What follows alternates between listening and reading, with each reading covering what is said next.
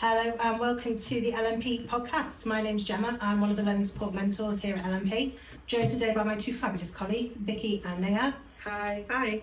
We're going to talk today about some time management and effective time planning to help get you through courses, etc.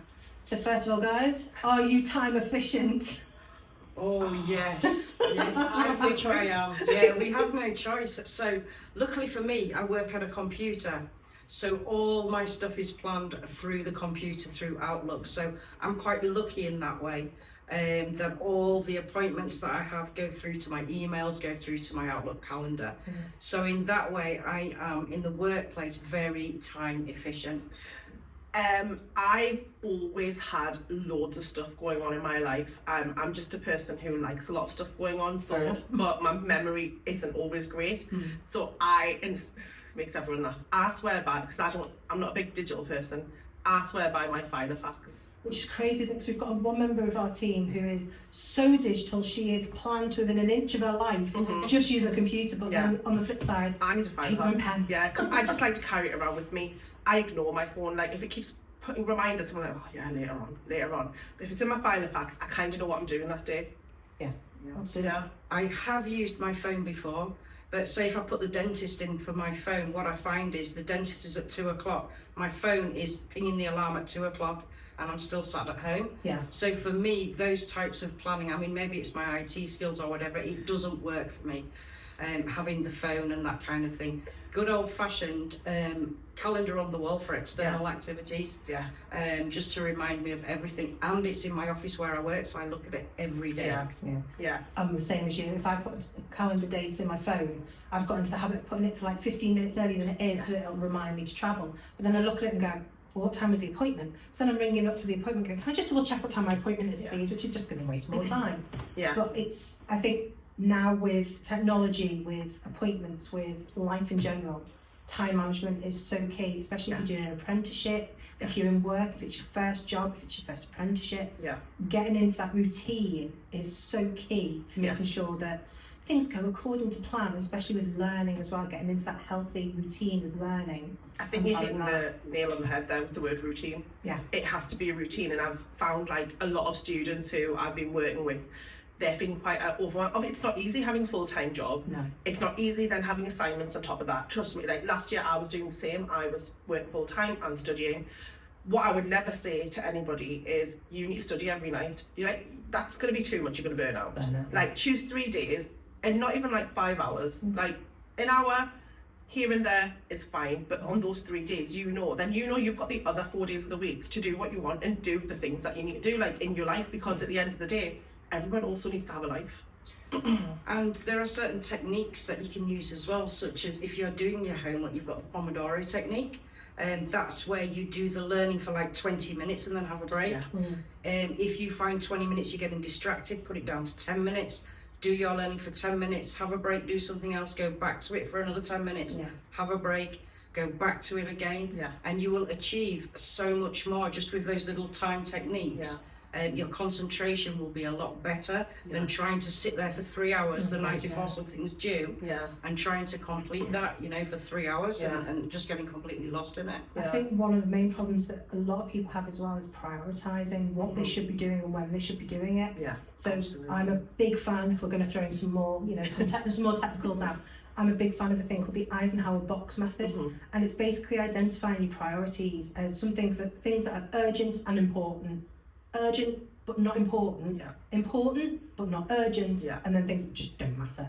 And it's, for some of my learners, I tell them on a Sunday, sit down and think, right, what have I got to do this week? What appointments have I got booked in? What work have I got to do?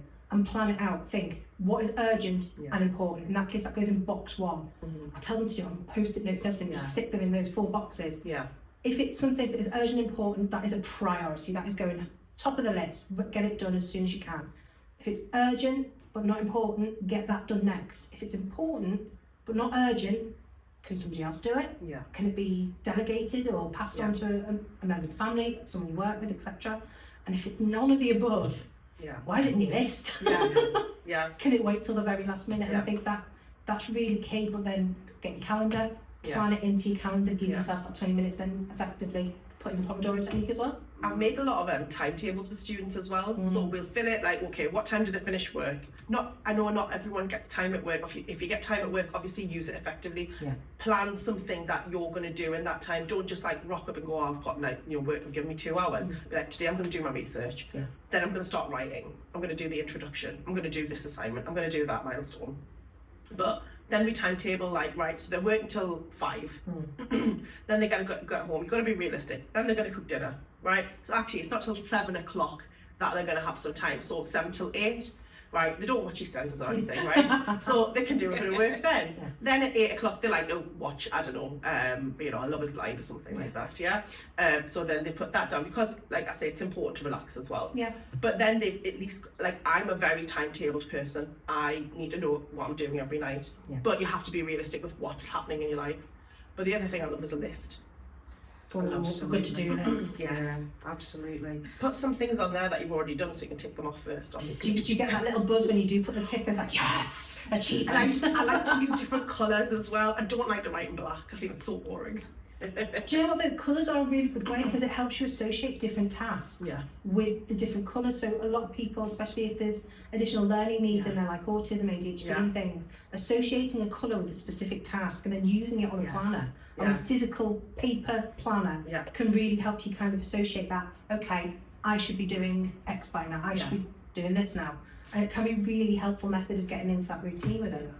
I think as well in the workplace, it's really important to let your employer know what your timetable is, what your plan is. It's really important to let your employer know you've got an appointment at this time, and you'll be seeing your assessor at that time. I think that's so important because, and it goes back to confidence as well. It's having the confidence to be able to tell your employer, I've got this, sorry I can't do this task, I've got this, it's more important. And we do have a webinar on confidence as well if you want to have a look at that. But I think, to have the confidence to put your plans in place, put your times that you're not going to be able to do your work, and that you will be attending other appointments and stuff. And I think that's really, really important if you're doing it in work time, if you've got things that, just as you would the dentist, also put in your apprenticeship appointments and things like that. With that clear communication. Would it work as well with off the job hours as well, being made aware of when that time's going to be available for you to do that off the job training and stuff, and planning that effectively, because obviously you've got to record that, you've got to be aware of when you're using it, how much you've used, how much you've done, to be able to then record it on your apprenticeship as well. So it's all part of that, being mindful of planning it effectively. And it works as well for the journey to the workplace. Buses, trains, they are so unreliable. Walking in the rain, in the sleet, in the snow, having that plan, having that thing in place that you are going to arrive early, you're not going to be late every day. Setting your alarm, doing all these things to make sure that you can have effective time management. Absolutely. So what are we finishing on then, guys? What are your top tips for keeping time effective planning and things in place? Like I say, schedule, but also within that schedule, put some targets in of what you're doing in that time that you set aside to do assignments or whatever it is that you need to do. I like either. What would you recommend? I think for me it's transparency and having the confidence to be able to tell your employer you're doing this and to be able to say no effectively. Sorry, I can't do that, I need to do this instead, and this takes priority. Absolutely. I think that links in what I was going to actually just prioritising. Make sure that you are aware of what is going to take priority, what needs to be done first, and then use Naya's plan of looking at your timetable, planning it in properly, get those coloured highlighters out. Absolutely. That's it for today, guys. Thank you very much for joining us, and we'll see you for the next one.